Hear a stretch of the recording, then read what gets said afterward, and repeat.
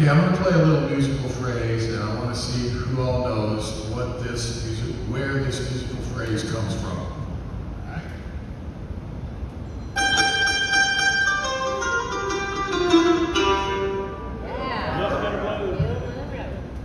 Very good. That is the, for those of you who don't know, that's the first phrase that Bill Monroe played in his famous song, The Mule Skinner Blues. And if you hear me say Bill Monroe, it's because he personally corrected me once with how to pronounce his name when I called him Mr. Monroe.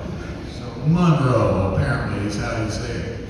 And, you know, the word bluegrass for me has always been like a magical word. It's like this wonderful thing. And so more than ever, I guess we're pretty fortunate that Bill Monroe, from the state of Kentucky originally, named his music after what is called the Bluegrass State. Because if he'd have been from Tennessee, we'd all be playing volunteer music. So it's a great thing being, and by the way, I'm very excited about IBMA coming to Chattanooga. This is a great thing. Because it's not an accident how much the state of Tennessee, the importance that it plays in the role of bluegrass style music. Because even though Bill brought his band from the state of Kentucky, it was the radio station WSM in Nashville that made bluegrass a worldwide entity. It made it heard around the world. When I was a kid, we were literally driving to a film contest in Idaho, and you could get WSM Clear Channel 650 all the way. We could hear it all the way there. So it is so, it can't be overstated, the importance of Tennessee in the world of bluegrass style music. The great entertainers that lived in and around Nashville, the Osborne brothers, Jim and Jesse, Bill Monroe. And so it's not an accident that Tennessee plays such an important part of this. The world of bluegrass music owes a great debt, as was mentioned briefly by Ken, to Carlton Haney, a man who started arguably the first multi-day bluegrass festival in Roanoke, Virginia in 1965. And I, through paying attention to folk music, and there was a folk magazine called Sing Out then, and Sing Out had an ad for the Roanoke Bluegrass Festival. And as a young person learning to play the mandolin, begged my parents to go because that's where all the great mandolin players were going to be. And so the bluegrass story was mentioned. Bluegrass is one of the few musics that you can trace back to the originator named Bill Monroe. Well, when he started his first group that we think of as the classic group, it featured two young fellows named Lester Flatt and Earl Scruggs. Lester being, of course, was part of Tennessee. And, but with this new music, we all heard different now styles. And so I did go to Roanoke in '65. I heard what was called by Carlton Haney, the way he talked. He said, "This is the bluegrass Stovey." And I didn't know, even though I grew up around Kentucky and 60 miles north of Nashville, I didn't know of the history of bluegrass, which is that day you literally watched all these great bluegrass musicians come up to participate in Bill Monroe's bluegrass story, that almost everybody playing that festival had in fact played with Bill Monroe. Carter Stanley, the Osborne brothers, or Sonny Osborne had played with him. Mac Wiseman was there. So the history of bluegrass was laid out in front of me. And now I know what a fortunate chair that was to sit in, because that history has been so furthered since the beginnings of the International Bluegrass Music Association. And the young musicians, and that can't be overstated, youngsters come to IBMA and learn bluegrass style music. There's workshops, there's showcases, there's of course the concert stages, the award show.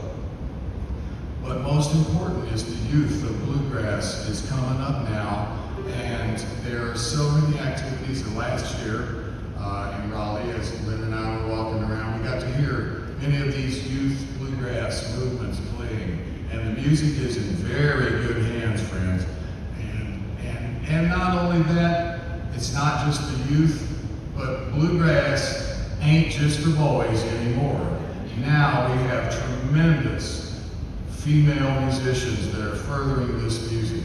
And so that's why we're all going to be here too. Oh, and by the way, if those of you, if you haven't been to IBMA before or a Bluegrass Festival, sure hope you like jamming, because there's going to be a lot of it. A lot of it. And these, you will find that, and it's also kind of unique within the bluegrass audience, in the bluegrass world, that many of the people, as me, a performer, many of the people sitting right in front of us listening are musicians. And I don't know of any other form of music where the audience members are musicians. So you're gonna be surrounded by bluegrass picking everywhere you go for a week. So,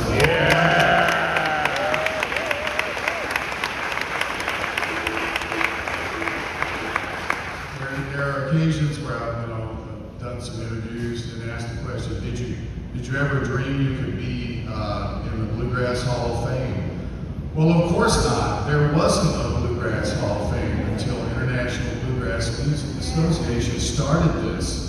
And it's given great honor to the founders of our music, and that too helps educate the young musicians as to who started this. And when we started our band, Bluegrass Revival, we were known as the Progressive Players. And we always felt like if one of the things that we could do to further bluegrass style music is when people told us we actually would hear a phrase, I don't know much about bluegrass, I didn't know if I liked it or not, but I like you guys. We said, well, yeah, we do a little bit different kind, so if you like what we do, and we still urge you to do this, if you like how we play, we urge you to go back and research the masters of bluegrass that we learned from, and you're going to get a heck of an education there. So, look out. IBMA is coming, and you're going to hear lots of banjo, mandolins, fiddles, dobros, you name it, flat picking, guitars, and by all ages, and enjoyed by all. So, just a little second here, we'll play just a snippet of a tune. Thank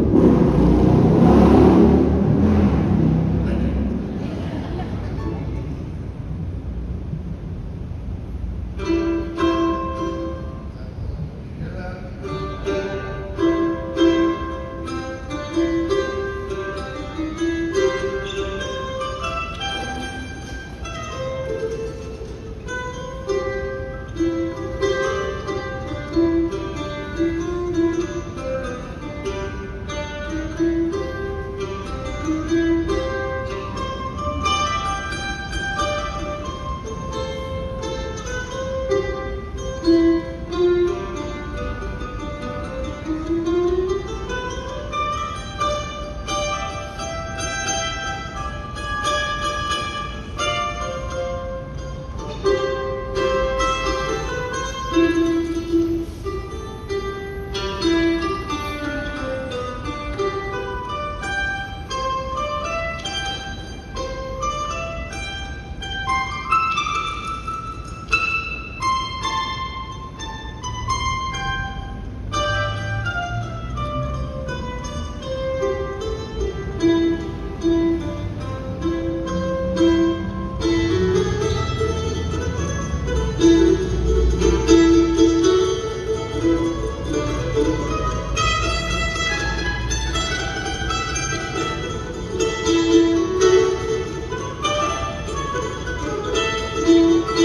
Now you have heard and read about the state of Tennessee.